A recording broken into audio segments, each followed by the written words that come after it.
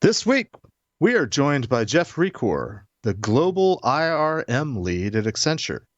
Jeff was originally scheduled to participate in the Paul Security Weekly Security versus Compliance Roundtable that we had during our holiday marathon broadcast. Unfortunately, he got delayed somewhere in the Midwest at some airport and wasn't able to join us. So as a consolation prize, we've invited him on SCW to talk with us about security compliance and this thing called integrated risk management.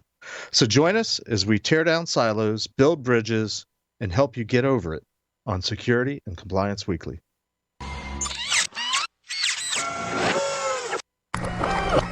This is a Security Weekly production.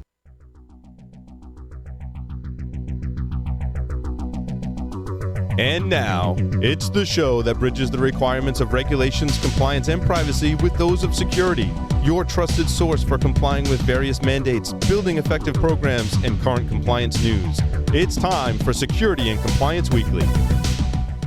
Today's organizations face an evolving set of security threats and continually changing compliance requirements. As your business grows, privacy concerns only multiply and add to a dynamic set of priorities. Today's organizations need to integrate risk, security, and privacy into a cohesive program. Online Business Systems team of seasoned security practitioners work closely with you to assess your security posture, policies, procedures, and technologies, providing tailored solutions that are specifically aligned to your business's risk profile and ultimately ensure the protection of your brand. To learn more about Online Business Systems, go to securityweekly.com/online. And welcome to episode number 18 of Security and Compliance Weekly, recorded on February 18th, 2020. I'm your host, Mr. Jeff Mann, coming to you remotely from Pasadena, Maryland. Joining me online are my esteemed co-hosts, Mr. Scott Lyons, Mr. Josh Marpet, and our CEO, Mr. Matt Alderman. All of us are doing this remotely from wherever we find our domicile in the world. Hey, a few announcements before we get started. Join Security Weekly at InfoSec World 2020, which is March 30th, through April 1st, at the Disney Contemporary Resort. Security Weekly listeners save 15% off the InfoSec World Main Conference or World Pass. You can get that discount if you visit securityweekly.com/ISW 2020. You click on the register button to register with our discount code, or you can also click on the schedule button if you want to sponsor a micro interview. I believe Redline is going to be doing something at InfoSec World. Josh, what are you guys in charge of down there? So, Jeff, we're going to be doing a CTF 101 course. In other words, how do you get into a CTF? How do you prepare for it? How do you play a Capture the Flag game? We're also running the Capture the Flag at InfoSec World for, I believe, 2 or 3 days. It's going to be great. As a matter of fact, I believe they've set it up so it can be run remotely as well. So you can register for that at the InfoSec World site. So you don't even have to be at InfoSec World to be part of the CTF. It's going to be a lot of fun. Excellent. Thank you. Also, you can still attend RSA Conference 2020. It's actually happening next week, February 24th through 28th in San Francisco. You can still get a $150 discount if you go to securityweekly.com/RSAC 2020. You can also go there to sponsor an interview with us. We are going to be on site in, what do they call it, Broadcast Alley, Matt? Yep, and, Broadcast Alley in Moscone West, first floor all week. All right. And as a show note, I think this is true for most, if not all, the shows, but Security and Compliance Weekly will be on furlough, as the majority of us will be out in San Francisco next week. So let's jump into our discussion. Jeff Recor, thank you, and welcome to Security and Compliance Weekly. We're sorry you weren't able to make it to our roundtable discussion. I don't know if you have any shout-outs to airports in the Midwest or anything. But yeah, shout-out to weather. Always fun to travel this time of year, right? Yeah, it's always a little bit dicey. But we're glad you can join us on Security and Compliance Weekly, and hopefully we can have almost as good a discussion as we would have had with you during the roundtable. Just to start off, could you tell our listening audience a little bit about yourself, how you got into this business, and in particular, how you got into this thing called integrated risk management? Sure. Well, the elevator pitch is I'm an anthropologist by education and got into this business by accident. So, a friend of mine was at the first cell phone company. I think this was back in the mid 80s. And I like to tell the story that their sales database was encrypted by a developer, and he was extorting the CEO for, I don't know, about almost a little over $1 million to unlock the database. And so my friend called me kind of exasperated and said, "Hey, can you kind of sit down and take a look at this and figure it out?" And so I was lucky enough to figure out that you just go into the header file, turn off the encryption. At the time, this was the original DBase relational database engine, and was able to get their data back. And so that's how I actually got into this business. So I ended up chasing bad guys with the FBI and the Secret Service for about 10 years, and then moved over into cybersecurity. I've been on both sides of the desk. I've created and sold 3 security companies, one of which was to Nortel Networks right before the explosion there. So, I've got a lot of good stories. Been doing this for over 30 years. So now I'm in IRM, I guess we would call it. So now I'm trying to help people solve risk and compliance challenges through automation. So I've got to say, anthropology is where you come from. It made me giggle. Like, how will people think of security and compliance in 100 years as they look back at us today? And it's what's fascinating to me about that is, and I call that out for a reason. And so the people that know me know I'm kind of a broken record about it, but most of the failings around technology, and specifically in security, has to do with cultural and political reasons rather than technology reasons. And so it's really interesting for me to come at it from that perspective. So to your point, Josh, it's very interesting to kind of stand back and take a look at the bigger picture through that lens. Oh, I couldn't agree more. We talk about that all the time, about the cultural aspects. I'm sorry, Jeff, go ahead. I apologize. It's okay, Josh. Sorry. One of the questions we like to ask all of our guests, and I think you might actually provide a very intriguing answer, is where do you fall on this thing called the security versus compliance continuum? So I would probably tell you that the last 20 years or so, there probably wouldn't be security without compliance. And so I'm on the continuum that says nobody does risk real well. And so if you don't have compliance as a driver, you probably don't have good security. And so if I had to put my consulting hat on, I would tell you I'm probably more in the camp of compliance rather than security. I like this guy, Jeff. I like this guy. We're good. Okay. Solid. I mean, let's be honest. One of the things we say is that in this quarter by quarter driven business world we live in, if we didn't have compliance, security dollars would not get spent on security. They get spent on more sales.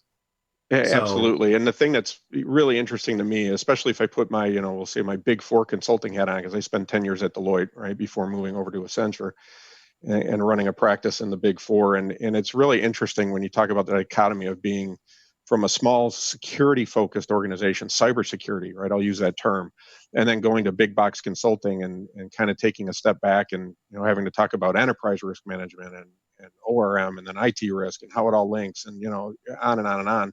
Nobody buys risk, right? And if you look at the security consulting organizations themselves, the biggest revenue generating organizations are generally related to compliance, right? The ERM teams, the ERM consulting teams, and all of those consulting groups are very small. And there's a reason for that, right? And so if you just follow the money, I think it's very obvious to see kind of how people sit and where they reside and where their bread is buttered, so to speak. Interesting. So that's a fascinating take on this. I mean, we talk a lot about the cultural aspects in that, in security, people are your worst problem. If we didn't have users, it would be much easier to secure things. Okay. In the compliance, it's the fact that everybody looks at compliance as a cost center, not a revenue center, where in actuality, it can easily be a revenue center. It takes a mindset change to do that. So there's a lot of, I love the fact that you come from an anthropological background. That's really cool. It really changes a lot. And what we've just been talking about is exactly that same thing.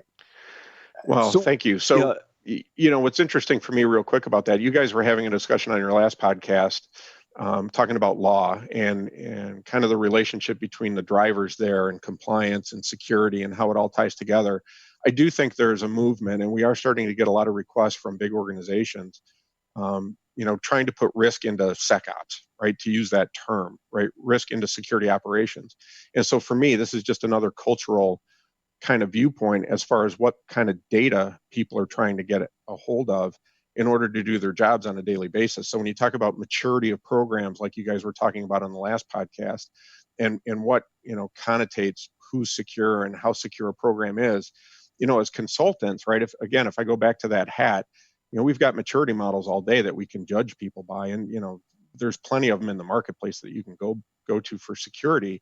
But in actuality, they all fail because none of them take into account the way that culture and individual accountability comes into play. Interesting. Okay. Oh, how would you change it then? Okay, I mean, you can't stop there, man. Keep going. Right, well, there's four of us here, so I don't want to take over the entire time. But we are talking to you, so this is your time. Okay, fair enough. So this is my first podcast, guys. So I'm a newbie at this, so apologize for that. I would say, to answer that question, Josh, I think for me, I used to have a boss, and his question of the C-level executives, whenever we would get in front of them, would be, "What's in your job jar?" And so what he would try and do, and I've always remembered that phrase because I thought it was a little goofy, but what he was trying to do was to get them to admit how they were being held accountable. And so the conversation with a CFO, for example, is very obvious for the most part. But when you start getting into the mid-tier, right, when you get out of very large organizations, which have their own kind of dysfunction, which we can come back to that later. But for mid-tier companies that are very kind of coin operated around the way that they're, kind of the discussion you were having last time about it's all about revenue and focusing on revenue and sales. And there's obviously that's the way that this has to work. If you look at COSO and ISO 31000 and some of the newer standards that are out there, they're really trying to drive this point home. And I agree with it 110% that it's about managing risk to objectives, right? So risk isn't this thing that you put in a register. It's about setting your objectives, right? The strategy of the organization, what you're trying to achieve, and then measuring the results against that, period. The rest of it's noise. And so from a cybersecurity standpoint, there's really three things that a C-level exec should, like a CISO or a CIO or a CTO should worry about, right? What are the assets that support the organization's objectives, right? Do you understand the control environment that needs to protect those? And are you monitoring the environment when there's a change? And everything else related to that is really ancillary. And I can't tell you how many discussions I have with people when you sit them down and say, okay, we know you're asking for X, but let's talk about what you're really trying to achieve and if it's the right thing for you. And it's amazing to me how many people, when you're trying to find success for them, really stumble. Yeah, I think so Jeff, this is where I think some of the framework models start to break down a little bit, in that if I hand a framework to a CISO, he's going to go through the framework and he's going to try to implement all these pieces. Or if you hand him PCI DSS for a second, right? What you just said was a little counterintuitive to the way frameworks are built right now. Is what are the objectives of the organization? Align then your security around those assets that meet those objectives. It's a very different approach than I think the way most people have operationalized security over the years. And so we see, people buying solutions that are, do they even matter at the end of the day? Or is it just additional things because they were on a checklist, but not really meeting the goal or the objective that the company's trying to do? So you brought in a really good way to think about this, which I try to force people to a little bit, is think about, where is the risk? Where do I need to mitigate risk for the business to be successful? Risk, though, unfortunately, has typically been one of those tougher things to articulate for a lot of people. And I think we can have that discussion around training and, just security talent in general, right? Which I think this kind of leads to it, because I think it's much easier for people to define security from a tool perspective. And, if you look at the way that the security business has been built, right, there's an attack, there's a virus, there's a problem, and there's a new tool or a new patch that comes out, and that addresses the problem. And really, to me, at the end of the day, it's a resiliency problem. It's a data problem.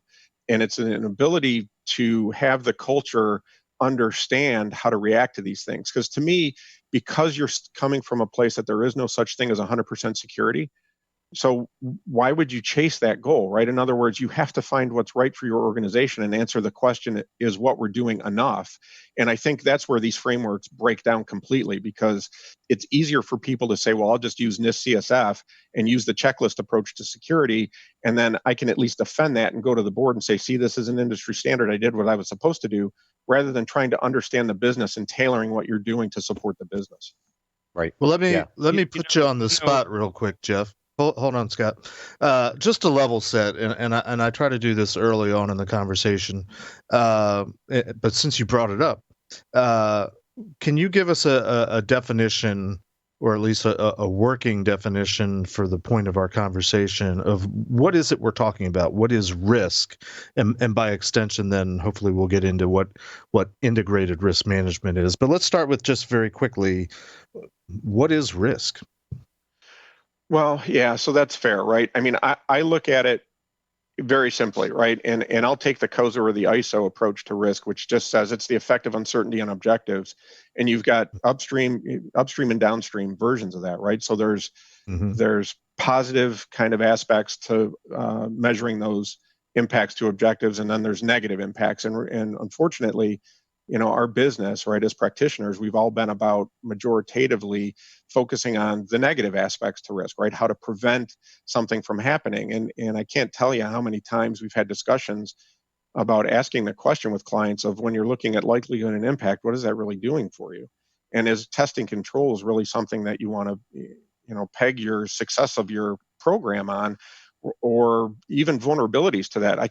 To that extent, I can't even tell you how many times I've walked into big companies where they define risk as whatever vulnerabilities they're battling. And so I think there is a fundamental lack of understanding how to connect the business back into security. Yeah. Interesting. Scott, you had something to say? Yeah, what I was going to say was what you said really mirrors a lot of what Chris Roberts was saying, in that there is no such thing as 100% security. How many times in your practice lifespan, right, of doing this, have you seen companies sit back and say, well, we've achieved 100% security, and then what's been the outcome on the backside of them saying that, either a board risk or a C-level risk or an outside effector? Can you work into that a little bit more? Sure. This is a fascinating discussion for me, because it's one of those things that I battle every day, right? And I think depending on the size of the organization, the capabilities of the organization, and even the industry of the organization, you'll get different responses to that, right? So, for example, we just came out of a very large energy company, and literally I had the CISO tell me, I think we're good enough. I think, we've executed against the things that we need to cover off on NERC SIP and all of these compliance regulations that we're being held accountable for. We've got the NIST CSF framework. We've got a little bit of ISO tied into this, because we do some business with some partners on our vendor side that we need to leverage some of that for. I think we're good. Call it a day. And when I, speaking as the CISO, the final part of that was, when I go present to the board, I basically take the NIST CSF approach, identify, protect, detect, and I go put it in those terms to them, and they come out, they don't have any questions, so everything must be rosy. And it's really interesting. You forgot the wiffle dust. And I don't mean to sound kind of contrite about it, but I do think there's an element to this as practitioners of being in this security business for a long time, right? As we all have been, where it's hard not to chuckle at something like that, because one, I've served on boards and I've presented to plenty of boards and to regulators and the whole thing. And so they know what they know, right? To say it differently, they don't know what they don't know. And so if they're relying on a C-level security executive, him or her, to tell them, hey, this is programmatically what I'm doing. This is all the bad guys that we're preventing from getting in the door. And we had these attacks, and, very tactically, in other words, communicating to the board that the money's being spent in a way that's helping them. Are you really doing your job and educating the board on what they should be worrying about, right? And is that really the board's role, is to sit there and look at it? So again, there's a lot of different ways we can take this discussion, but that's kind of my visceral reaction to it. Well, it's interesting because we've talked, Scott and I have talked to a lot of companies about risk moving up to the board in the personal level, not just risk to the company, but risk to themselves. Think about SOX, where there's a risk to the CFO and the CEO, risk meaning jail or fines or whatever. And the risks are moving up towards the board. So as a CISO or a CEO or a C-level whatever, if you're not communicating what you're protecting against and what you're protecting with and how you're protecting, but not on a tactical level, on a strategic level, and an educational level, as you said, I guess I'm just reinforcing you. Yeah, you're not doing your damn job. And it's fascinating you put it that way. I really like that because to me, education is a huge part of this. But doing checklist compliance, and I don't mean any offense, but the CISO of the company you mentioned, that power company or whatever it was, you said NERC-CIP, they're doing checkbox compliance, and that's not acceptable. What are you protecting against? How are you protecting against it? And what are you protecting? And if you don't know the answers to those questions and can't explain them to the board, you're not doing your job. Yeah, but the problem, Josh, that you're overlooking and trying to stick into a box, right, is that their only job is checkbox security, right? There are so many other things that affect C-level execs that a lot of people don't have insight into. It's really hard to balance the what do I deal with now? What do I deal with next? How do I deal with something 3 months, 6 months, a year, 10 years down the road, right? The fact that they're interpreting their job as checkbox security is part of the problem, Scott. The fact that we've trained CISOs to be checkbox checkers is part of the problem, the overall problem, and it's much bigger than just this one instance. Yeah, Jeff, when we worked together, we had a joint oil company that we worked with when I was at RSA and Archer and you were at Deloitte. And I remember the security team expressing some of their concerns because from a risk perspective, the way that company measured risk was quantitatively, and they said, look, anything above $1 billion, we consider a risk, right? They're drilling for oil in the middle of nowhere. Their risk threshold was so high back then that it was hard for the security guys to even figure out how to become relevant when you're dealing with $1 billion risks. And it's interesting now that you bring this example up because it's like how, as a CISO, and you're looking at those kind of thresholds from a risk perspective on a dollar spend, how are you relevant when nothing comes to that level of risk sometimes in a security realm? But that's the trick to this, Matt, right? And that's where I wanted to kind of go with this discussion a little bit, because that question of relevancy, I think, is what we all struggle with every day, right? And no matter what solutions we're talking about, how do we make it relevant for the buyer? And then how does the buyer make it relevant for the funding request that they did in order to get this project approved, right? And so for me, in that particular case, I actually just ran into this again with another very, very large financial institution, and international in scope. And basically, their mindset was, we have regulators in here, and the regulators are looking at things from a risk perspective a certain way. We've got to tell them what they need to see and what they need to hear in order so that we don't get, material weakness reports, written up for MRAs. So, we have to behave and act a certain way. And so rather than addressing the systemic problem that was causing the regulator to be there in the first place, they were just putting the Band-Aid on it, giving the regulator what they needed and telling them to go away. I think to come back to that specific example on the C-level exec, though, we just had this conversation with another one, and they said, how do I define my relevance if really at the end of the day they're telling me life, liberty, and the pursuit of the almighty dollar is what's going to matter here? And that's where I go to this upside portion of risk, right? And I think as a practitioner in cybersecurity, there isn't a lot of information you can go find about how to actually quantify upside risk.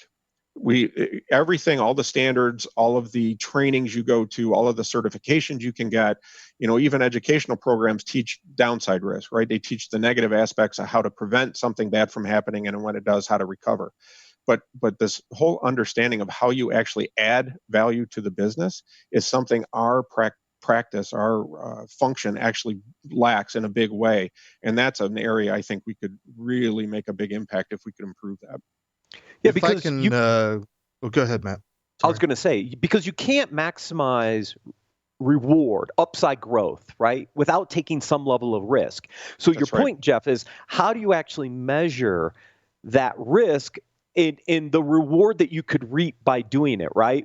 Because you said we all focus on the downside, but the opposite of risk is kind of reward, right? The conversation we used to have back in the Archer days, right? You can't get that reward or that growth without taking some level of risk, and if you can't measure it, then how can you help the upside in this Well, and model? usually it gets measured through performance metrics and not risk, right? And that's why I think sometimes risk gets used too often as kind of a broad brush as a term. And I think that really doesn't help anybody. I think a lot of this is more performance based than it is risk based. And I mean, COSO is starting to address that. You're starting to see movement from a lot of the groupings around some of these standards and guidelines that are starting to go that way, because I think they're starting to realize executives, in order to grow and stay relevant themselves as a business, need to be able to take advantage of upside risk and all that entails, including what cybersecurity can bring to the table. And that the obvious one is through M&A activity, right? And I know that security as a kind of a practice for M&A has been lagging a little bit through some of the other endeavors, but by and large, I think if we could help the industry get better around articulating its value to the business, and not just from the perspective of saying, well, we prevent bad guys from coming in, right? I think actually articulating that and driving how objectives are actually measured, I think you would see a marked change in our business and our value to the business. So I want to geek out for real brief. Oh, go ahead, Scott. You, and then I will do a geek out. Yeah. That's fine. That's fine. Jeff, you pointed out something that was critically key there in performance metrics, right? And I would go counterpoint and argue with you and say it's not just performance metrics, it's where your goalposts are at all times. So metrics as a whole. Would you agree, disagree? Absolutely. But here's one of the interesting things kind of with my baggage, where I come, pre-Big Four, into Big Four, and then out of Big Four. We used to build very large, what I would call key risk metrics programs. Matt alluded to the stuff with Archer. At one point in time, I had run the largest Archer practice, right? And so, we did a lot of key risk metric type building programs, and for all of, it's the who's who, right? We were involved with. And kind of my lesson learned coming out of that was, even from a metrics perspective, you got leading and lagging and all of that kind of stuff that goes into that. It became a checklist exercise almost, and a very tactical exercise at that, because it's what people could understand. So in order to help someone understand from a metrics perspective, leading performance indicators, I'll use that term, things that would help them understand where things might be headed and what to do about it, I think was a little tricky. Everybody understood how to get their arms around how many, bad malicious viruses were stopped, or how many, this or that, the negative side of the business could be measured, but really struggled around trying to get leading indicators, even in ops risk, by the way. And I would use the example that for everything that I've heard about quantification and risk quantification, would the financial meltdown have actually happened if the ops risk metrics were actually right and we're telling people the right thing? And then the counter to that always is, well, people didn't pay attention to those and greed trumped the metrics. And so I would go back to, well, that's a risk culture thing then, right? So depending on which side of the fence you are there, either metrics have been failing us all along and we just haven't looked at it right, or culture is failing us because we're not interpreting the metrics the right way. Nicely said. So we are setting up what I think will be an interesting discussion for the second part of the segment. I wanted to have a brief geek out moment to sort of try to paint an analogy, and hopefully, if nothing else, it'll be a teaser for our listening audience to come back for the second segment. So many of you know I'm a Trekkie at heart, and that's the original series. That I like the other ones, but the favorite is always the Star Trek, the original series. Jeff, when you were talking about some of your experiences in the past and the way, and you've mentioned so many now, I'm not sure if I remember specifically which one it was, but your experience where sort of the motions we're going through, and things that started out as serious exercise becoming checkbox exercises at the end of the day. It reminds me of an episode of the original Star Trek where the Enterprise visits a planet that's actually a part of a solar system that's at war with another planet. And sometime in this planet's past, and I think it was hundreds of years, these two planets agreed to basically fight their war using computer simulation. And that way there was no physical damage. Cities weren't destroyed, artifacts and relics and history wasn't destroyed. So there was just a simulation would be run, and at some point, if your number came up, you were tagged as a casualty, and you were supposed to show up at a station where you just got vaporized. And of course, because the Enterprise had people on the planet, they became part of the war game at some point, and some of the Enterprise people, not just red shirts, I don't think, were flagged as being casualties. And what Kirk did at the end of the day was basically blow up the computer program so that they had violated the terms and were forcing the planets to fight a real war with real casualties and real damage, in the hopes that maybe they would stop and think about what it was that they were fighting about, and maybe move beyond just in what I see as sort of an analogy is sort of a checkbox exercise without understanding all the ramifications and realities. I mean, you talked about things being relevant, and another form of that is making it real. And I think a lot of times companies and vendors and consultants and practitioners struggle with how do you help people understand the reality of this in a very sometimes very simulated fashion. So anyway, that's my Star Trek geek out moment for the day. I look for them when I can. Let's take a quick break, and we'll come back and hopefully talk about things that we can do in terms of risk management, automation, SecOps, training. Come back. We'll be right back.